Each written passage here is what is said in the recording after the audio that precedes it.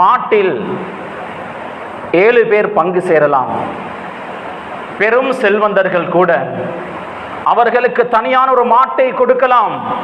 அப்படி இருந்தும் 7 பங்குகளில் ஒரு பங்கை அவர் எடுத்துக்கொள்கிறார்.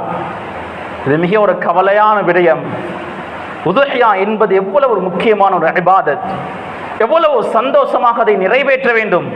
அல்லாஹ் சொத்து செல்வத்தை தந்திருக்கிறானா, எவ்வளவு சந்தோஷமாக அந்த அமலை நாம் நிறைவு செய்ய வேண்டும். இதில் கஞ்சப்படக்கூடியவன் உண்மையான முஸ்லிமாக இருக்க மாட்டான், ஈமானில் குறை இருக்கும். கண்ணியமான சகோதரர்களே, மாட்டில் பங்கு சேருவது என்பது அது 5வது அந்தஸ்து. முதலாவது ஒட்டகம், தனி ஒட்டகத்தை கொடுப்பது.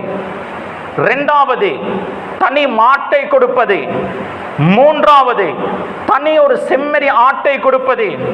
4வது தனி ஒரு வெள்ள ஆட்டை கொடுப்பது. 5வது தான் ஒட்டகத்திலோ மாட்டிலோ 7ல் ஒரு பங்கை எடுத்துக்கொள்வது.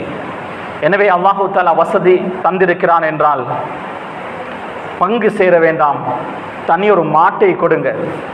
அதில் அல்லாஹு தஆலா உங்களுக்கு பரக்கத் செய்வான். இமாம் மாலிக் ரஹிமஹுல்லாஹ் அவர்கள் சொல்கிறார்கள், ஒட்டகத்தை விட மாட்டை விட ஆடுதான் சிறந்தது. காரணம், ரசூலுல்லாஹி ஸல்லல்லாஹு அலைஹி வஸல்லம் அவர்கள் மதீனாவுடைய வாழ்க்கையில் 11 வருடங்கள் தொடர்ந்து உதுஹியா கொடுத்தார்கள். பெரும்பான்மையாக நபி அவர்கள் கொடுத்தது ஆட்டை தான். ஒட்டகத்தையும் கொடுத்தார்கள், பெரும்பான்மையாக கொடுத்தது ஆட்டை. அதனால் ஆடுதான் சிறந்தது என்று இமாம் மாலிக் ரஹிமஹுல்லாஹ் அவர்கள் குறிப்பிடுகிறார்கள். அல்லாஹு தஆலா இப்ராஹிம் அலைஹிஸ்ஸலாம் அவர்கள் தனது மகன் இஸ்மாயிலுடைய கழுத்தில் கத்தியை வைத்தார்கள். அந்த நேரத்தில் வஃபதைனாஹு பிதிப்ஹின் அதீம், சுவர்க்கத்தில் இருந்து அல்லாஹ் ஒரு ஆட்டை இறக்கினான், செம்மறி ஆடு. அதை அறுத்து பலியிட்டார்கள். அல்லாஹ் சுவர்க்கத்தில் இருந்து அருளியதும் செம்மறி ஆட்டை தான். எந்த அளவுக்கு சில முஃபஸ்ஸிர்கள், குர்ஆனுடைய விரிவுரையாளர்கள் பதிவு செய்கிறார்கள் என்றால், ஆதம் அலைஹிஸ்ஸலாம் அவர்களுடைய 2 மகன்மார்கள் காபீல் ஹாபீல் இருவர்களும் சண்டையிட்டார்கள். யார் ஹக்கில் இருக்கிறார்கள் என்பதை பார்ப்பதற்காக 2 பேரும் குர்பானை முன்வைத்தார்கள். அல்லாஹ் ஹாபீலுடைய குர்பானை கபூல் செய்தான். அந்த ஆடு சுவர்க்கத்தில் சுற்றி திரிந்து கொண்டிருந்தது. அந்த ஆட்டை தான் அல்லாஹ் இப்ராஹிம் அலைஹிஸ்ஸலாம் அவர்களுக்கு அறுப்பதற்காக இந்த பூமிக்கு அருளினான் என்று பதிவு செய்கிறார்கள்.